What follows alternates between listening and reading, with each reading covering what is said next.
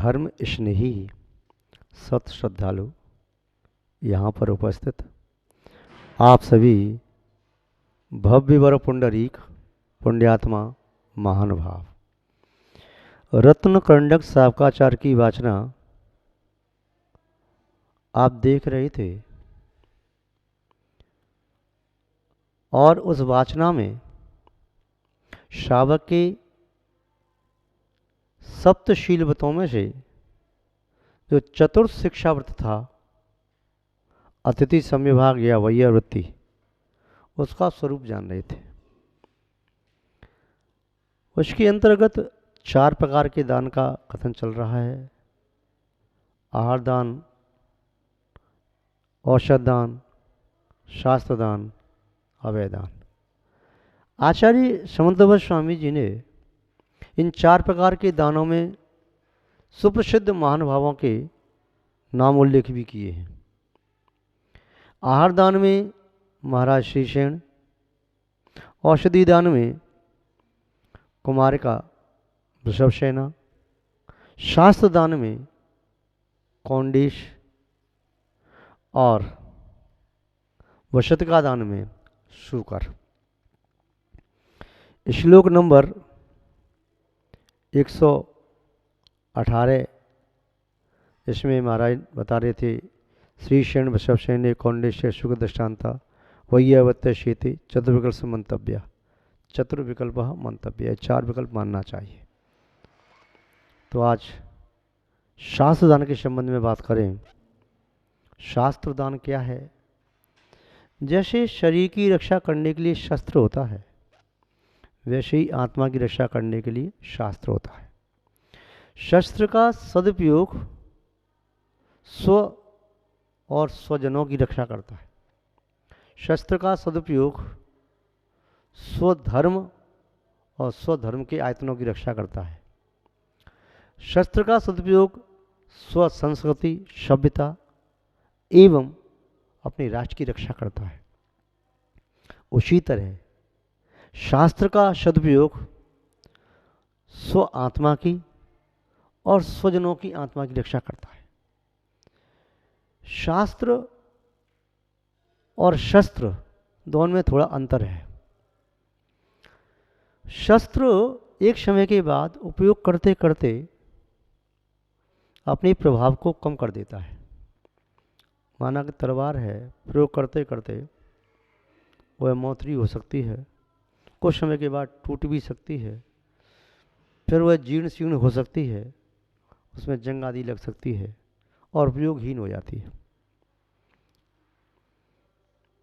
किंतु शास्त्र में ये बात नहीं है।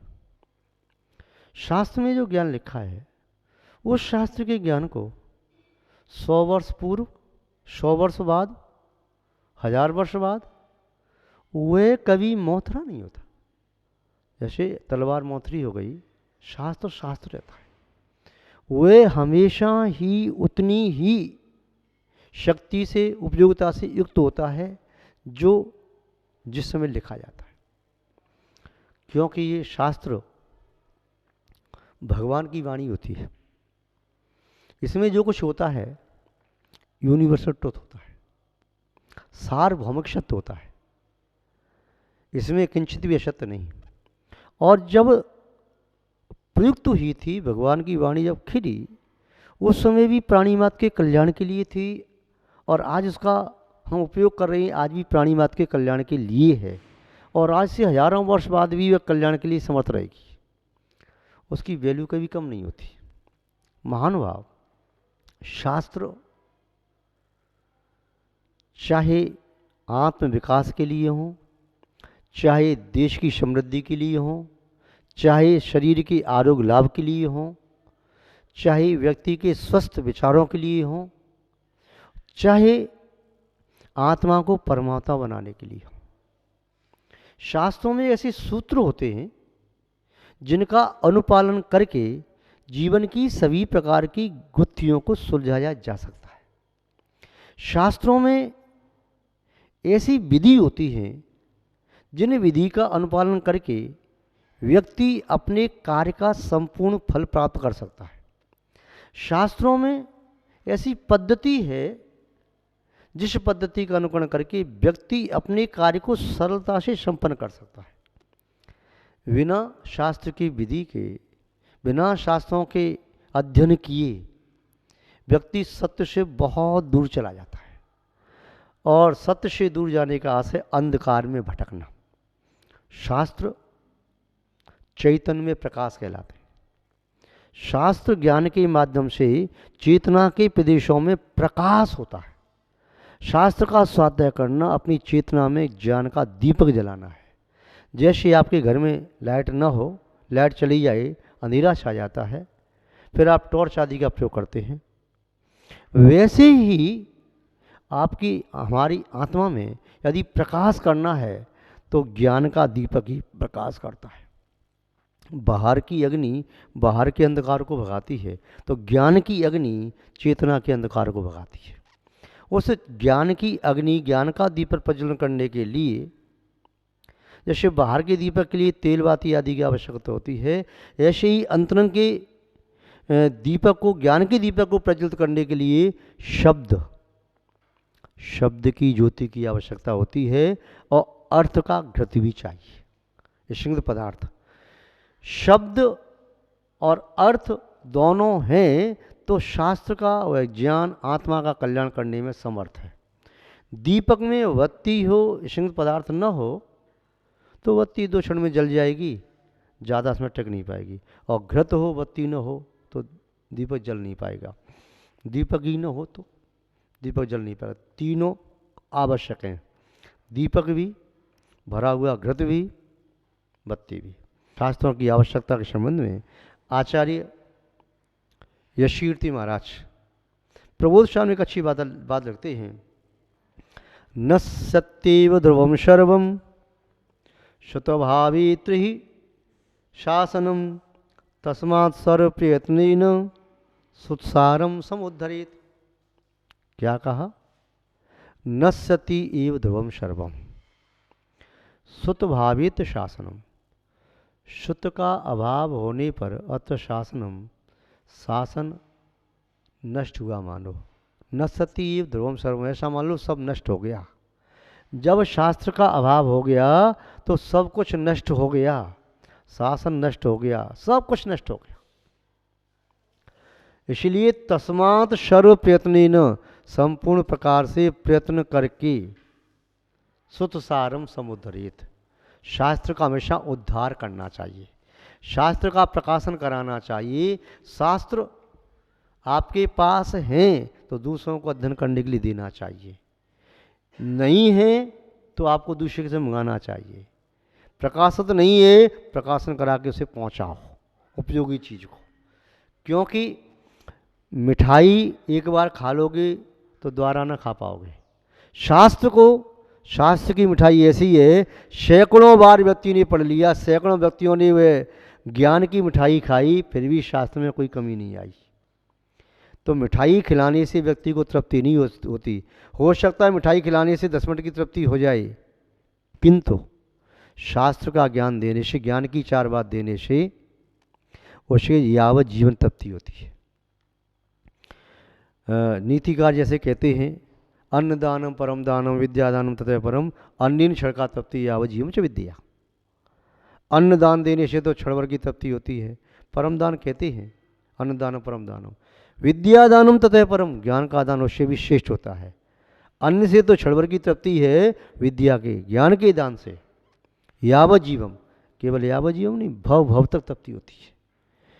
मिठाई आपने खिला करके सामने वाले को आपने संतुष्ट करना चाहा, हो सकता है मिठाई स्वास्थ्य के लिए हानिकारक हो जाए। कोई डायबिटिक है, उसको मिठाई खिलाओगे उसका स्वास्थ्य खराब हो जाएगा। किंतु ज्ञान की बात तो किसी को सुनाओ, बालक को, युवा को, प्रौढ़ को, वृद्ध को, किसी को सुनाओ, ज्ञान की बात सबको अच्छी लगती है। तो महानुभाव वह एक ऐसी मिठास है जिस मिठास को प्राप्त करके सब तृप्त और संतुष्ट होते हैं। आचार्य यशकीर्ति महाराज ने प्रबोधशार में और आगे भी लिखा है, स्वतात तत्व परामर्श, स्वतात स्वसमय वर्धनम, तीर्थेशा भावतः सर्वम स्वताधीनम ही शासनम। आचार्य महोदय कह रहे हैं स्वतात तत्व परामर्श, श्रुत के माध्यम से, शास्त्र के माध्यम से तत्व की चर्चा होती है। यदि शास्त्र सामने रखा है तो शास्त्र संबंधी चर्चा होगी, और शास्त्र नहीं है तो अनावश्यक बातें यहाँ वहाँ की बातें छिड़ जाती हैं।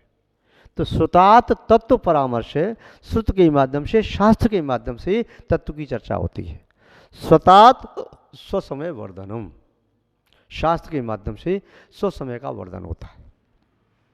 श्रुत तीर्थेश अभावतः ईश्वरों, तीर्थेश अभावतः, तीर्थ का अभाव होने पर, जब तीर्थंकर भगवान नहीं होते हैं, तब श्रुत श्रुताधीनम ही शासनम, शासन शास्त्र के आधार से चलता है।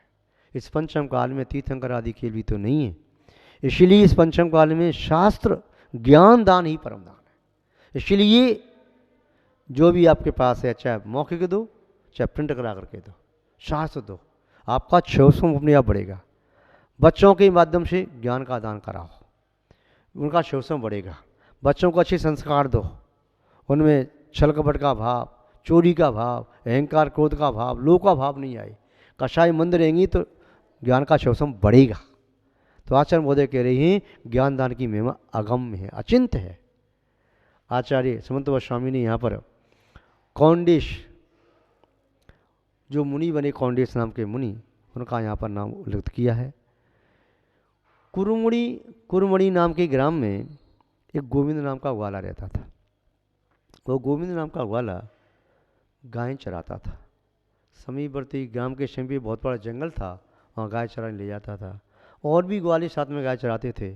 सैकड़ों हजारों गायें जंगल में चरती थीं। और वह प्राकृतिक दृश्य, कभी पहाड़ का सामने दृश्य, नदी का दृश्य, जंगल का दृश्य, क्या आनंद आता था। ऐसा लगता था जैसे अमृत की वर्षा हो रही हो। गायें रवा रही हैं, बछड़े चौकड़ी भर रहे हैं। अचानक एक दिन क्या हुआ, वह कुरुमणि नाम का जो गोविंद नाम का ग्वाला था, वह गाय चराते चराते जो आगे निकल गया। गाय तो चल रही हैं, कहीं नहीं जाएंगी, गाय तो सब समझदार हैं, संध्या काल में लौट के घर पहुंच जाएंगी। ये चला गया, मन आ गया इसको और आगे जाना है। तो क्या देखा, एक घनघोर जंगल में, कंदरा में एक मुनि महाराज है। मुनि महाराज शास्त्र पढ़ रहे थे, शास्त्र साध्या करते थे मुनि महाराज। अब उनके पास गया, नमस्कार किया, लौट के चला आया, बस इतना ही था। इन्होंने अपने साथियों से कहा कि ऐसे ऐसे मुनि महाराज मैंने वहाँ देखे थे, किंतु दूर वहाँ रहते हैं, तो अन्य ग्वाले साथ में नहीं गए, चलो हम भी चलेंगे। कुछ दिनों बाद क्या हुआ, उन मुनि महाराज की समाधि हो गया, मुनि महाराज बाहर कर गए। किंतु जिस स्थान पर वह पहली मुनि महाराज दर्शन करके आया था, वहाँ मुनि महाराज तो नहीं मिले, किंतु क्या मिला, वहाँ उसे उस कोटर में दिखाई दिया कि इसमें कुछ रखा है, कुछ देखूं क्या है।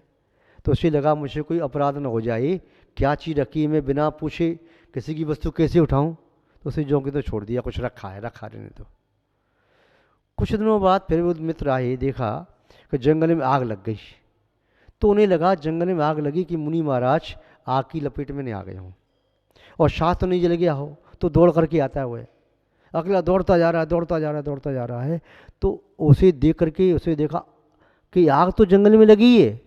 उसके आश्चर्य का ठिकाना नहीं रहा कि जिस वृक्ष की कोटन में शास्त्र रखा है, उस वृक्ष के आसपास आग नहीं लगी और चारों तरफ आग लगी है। उसे लगा कि मुनि महाराज ने यहाँ तपस्या की, देखो ये वृक्ष बच गया, मुनि महाराज की विशुद्ध वर्णनाओं से ये नहीं जला, शास्त्र बच गया। उसने कहा अब तो मैं यहाँ से ले लेता हूँ जो कुछ भी है। उसने शास्त्र को उठाया, सिर पर लेकर के आया और गांव में ले आया, और गांव में ला करके उसने वह शास्त्र पद्मनंदी नाम के मुनि महाराज को भेंट कर दिया। पद्मनंदी नाम के मुनि महाराज ने शास्त्र को स्वीकार किया और उस शास्त्र का अध्ययन किया। अब वह ग्वाला तो कोई पढ़ा लिखा था नहीं जो शास्त्र की भाषा समझे। वह मुनि महाराज से उसे आशीर्वाद प्राप्त हुआ, पद्मनंदी मुनि महाराज से कल्याण हो। उसमें संतुष्ट हो गया कि महाराज ने जब कह दिया कल्याण हो तो मेरा कल्याण तो सुनिश्चित है। मुनि महाराज के वचन अन्यथा तो होते नहीं, जो उन्हें कह दिया तो ठीक। अब वह ये शब्द सुन करके आ गया। बाद में ग्वाला अपनी गाय चराता रहा। उस ग्वाले के मन में कोई छल कपट नहीं। ग्वाला आपने कभी देखी हो तो जानते होगे आप, मस्ती से रहती है प्राकृतिक वातावरण के साथ। न कोई लोभ, न कोई लालच, न मान, न मायाचारी, कुछ नहीं।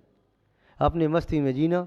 जिंदगी भर उसने ग्वाली की अवस्था व्यतीत कर दी। उसकी ख्वाहिश ये भी नहीं हुई मैं कभी नगर सेठ बनूं, मेरे पास लाखों करोड़ों रुपये इकट्ठा हो जाए, कुछ नहीं। भगवान मुझे 2 रोटी शाम को, 2 शाम को 4 सुबह दे रहा है, मेरा पेट भर जाता, मुझे कुछ नहीं चाहिए। गाय के दूध में, गाय के मट्ठा में डाल के रोटी खाता हूँ। और वह उसने अपना जीवन व्यतीत किया। शास्त्र दान देने के प्रभाव से वह गोविंद नाम का ग्वाला अगले भव में श्रेष्ठी पुत्र हुआ। वह नगर सेठ का पुत्र हुआ और नगर सेठ का पुत्र बचपन से ही उसकी बुद्धि बड़ी कुशाग्र रही। वह ज्ञान के प्रति बड़ा उत्सुक रहा, शास्त्रों का अध्ययन करने वाला रहा और वह कौंडिन्य नाम से प्रसिद्ध हुआ। जैसे कुछ विद्वान मनीषी ऐसा मानते हैं, कौंडिन्य यानी कुंद आचार्य मानते हैं, कुंद आचार्य बने। और कौंडिन्य नाम, कुंद स्वामी का नाम भी कौंडी नाम भी आता है। पौनूरमलई में उनकी तपोभूमि है, जहाँ से विदेश क्षेत्र गए, जहाँ पौनूरमलई में सहसपुर जनाल आदि बन रही हैं, बड़ा धर्म का प्रभाव। तो वहाँ से आचार्य कुंद स्वामी ने तपस्या की। वह स्थान निस्संदेह मुनि महाराज की तपोभूमि अपने आप में स्वतः ही पावन होती है। महानुभाव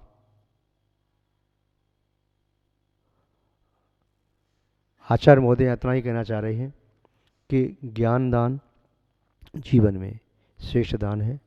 आप लोग भी अपनी प्रवृत्ति ज्ञान दान में बनाएं। इन्हीं सद्भावनाओं के साथ हम शब्द श्रृंखला को विराम देते हैं। जय बोले श्री शांतनाथ भगवान की, पूज्य आचार्य गुरुदेव श्री विद्यानंद महाराज की, अहिंसा में विश्व धर्म की।